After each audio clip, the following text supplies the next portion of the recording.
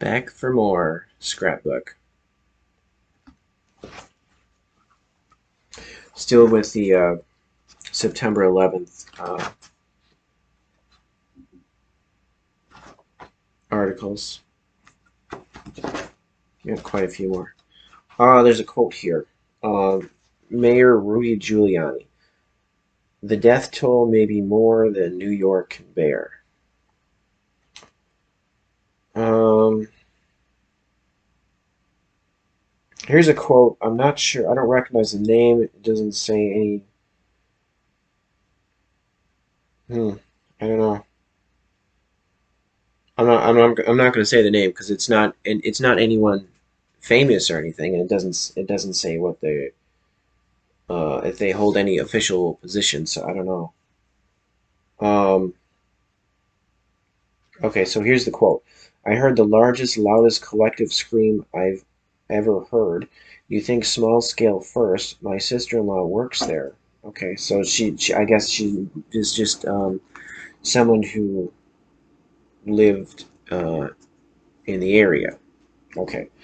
Uh, well, I guess she wouldn't have to have lived in the area. She knew someone that lived there anyway. Okay, anyway. You think small scale first. My sister-in-law works there. Then it expands to thousands who work there, who were on those planes. Then you get the notion that it might not be over, and then you just can't take it anymore. Yeah, that's a scary thought. It could have been as bad as it was. What if it was even worse than that? It was such a shocking experience. Like thinking like uh, terrorism, like typically happens in other like.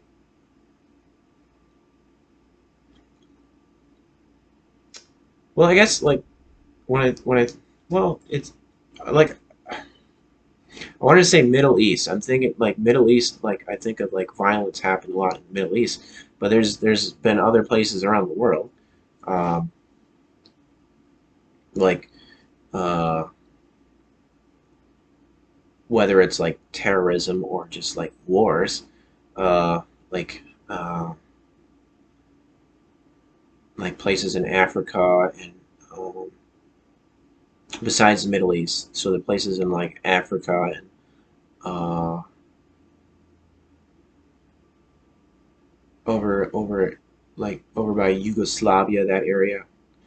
The countries like I thought Yugoslavia broke up, but I don't know anymore. The countries that are used to be Yugoslavia, like that area.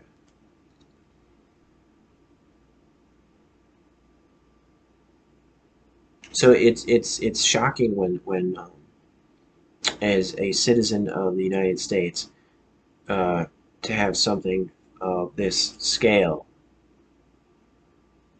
happen here.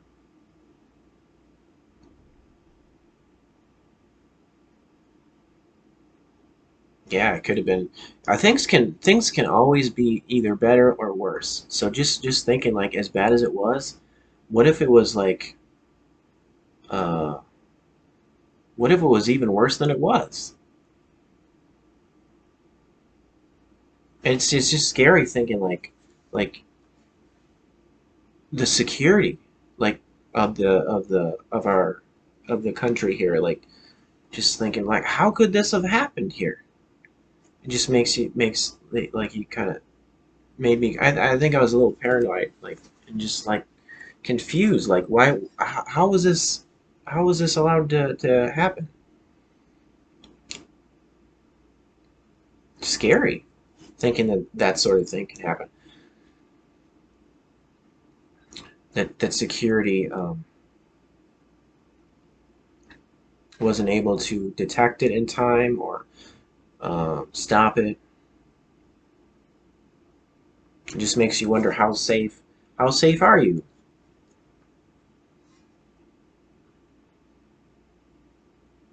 Sometimes I think like not often, but like just sometimes I think like I guess like anyone who's had like experiences with terrorism, they're probably they probably get scared a lot sometimes and imagine like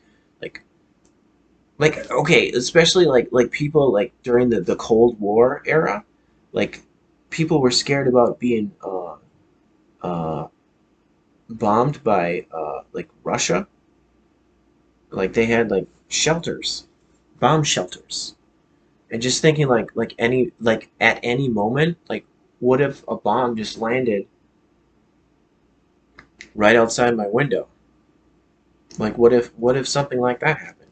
Like totally not expecting it. You're just going through your regular routine, or you're just sitting on your couch just watching something or eating something. You're just like, and then you know, there's this loud noise outside. You're like, oh, what's going on out there? Oh, a bomb just dropped outside. That would be horrible. And just thinking like, just makes you think like, how well protected are we? Because you don't know because unless you're like working in the the government and the military where you don't really know what's going on, so you just have to trust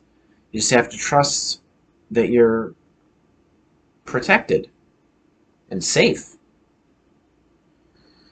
So it's just scary thinking about that, just like thinking like what if somehow somebody like does something really horrible close at home, and like you don't have time to prepare for it, you're not expecting it. It's just scary. Like I'm sure like that's like the Cold War era people, like they probably were thinking that. That's why they built their bomb shelters. They were just thinking like you have to be prepared for the possibility of an attack. It's a scary thought.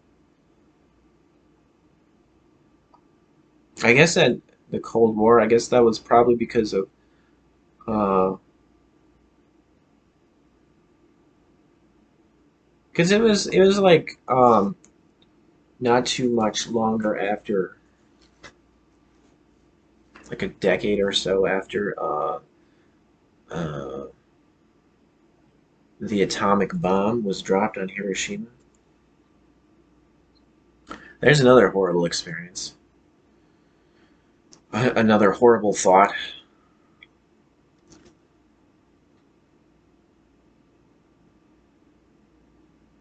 Oof.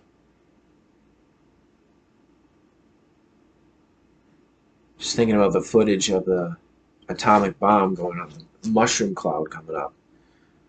Oh, wow. That is a scary thought. Just gotta hope that we're safe.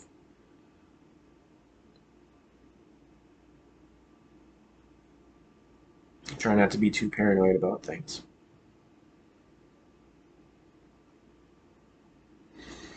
Well, it's like, is it really being paranoid? Because like the people that were affected by the September 11th thing, I'm sure they weren't expecting this to happen, so they were very shocked. They were thinking, oh, they were just going about their everyday life, and so they were just assuming they were protected and safe. So it was a shock to them. So it's just scary thinking about this stuff. You can really freak yourself out. You can really freak yourself out thinking about things sometimes.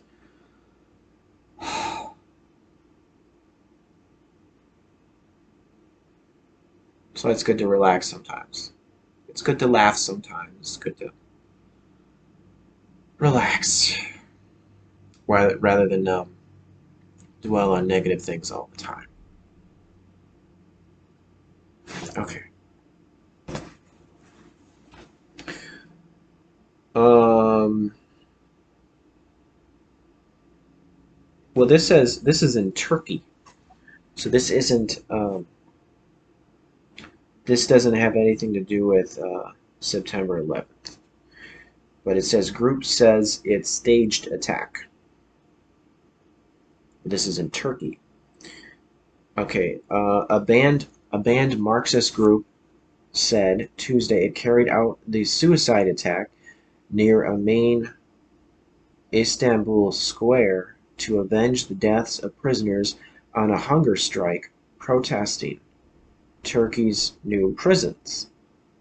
The attack Monday killed the bomber and two policemen and injured 20 others. The Revolutionary People's Liberation Party Front, or DHKPC, claimed responsibility for the attack in a telephone call to the Cologne, Germany office of the weekly magazine The Time.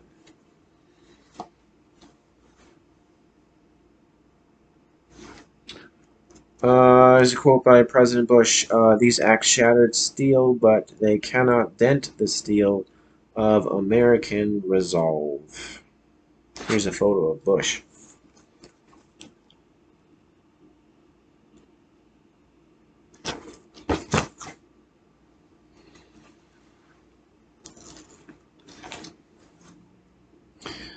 President Bush addresses the nation Tuesday from the Oval Office about the terrorist attacks at the World Trade Center and the Pentagon.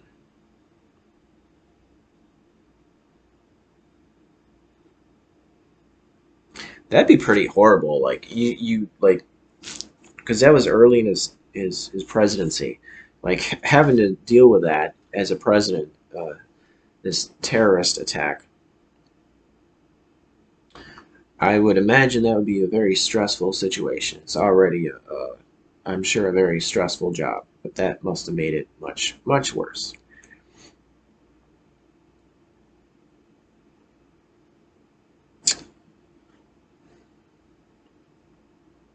Bush, U.S. will avenge deaths. All right, I'm going to read this article. A grim-faced President Bush asked the nation to find comfort in Scripture as he mourned the deaths of thousands of Americans in Tuesday's atrocities and vowed to avenge their killings. Today our nation saw evil, he said.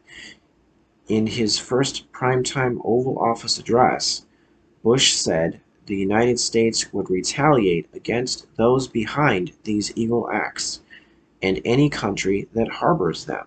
Bush spoke from the Oval Office just hours after bouncing between Florida and air bases in Louisiana and Nebraska for security reasons. Fighter jets and decoy helicopters accompanied his evening flight to Washington and the White House, where his Marine One helicopter stood vigil on the South Lawn in the event of another evacuation. With smoke still pouring out of rubble in Washington and New York, Bush declared, "These acts shattered steel, but they cannot dent the steel of American resolve." He spoke for less than 5 minutes from the desk that Bill Clinton and John F. Kennedy used before him. Beside the door, a teleprompter operator fed Bush the words that he and his speechwriters hastened to pen just an hour earlier.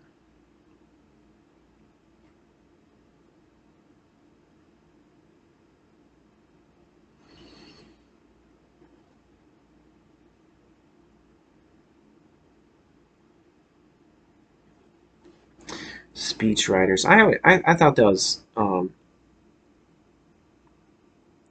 disappointing when I found out that politicians have people write speeches for them, because it's assumed that by a lot of people, well, it was assumed by me anyway, that the politicians who are speaking to the public, that these are their words and they came up with these words, and this is them speaking, them genuinely speaking. But like to have someone else write the words for you, it seems kind of less than genuine. But I suppose if you're working with your speechwriter, the speechwriter is uh, maybe more proficient at articulating what you want to say. So maybe they're giving them some direction. The speechwriter, they're giving them some direction. Like, I want to make this point. I want to make this point. Can you just make some sentences to articulate what my point is. I don't know what the process is, but it just makes you question the genuineness if you have someone else write it for you.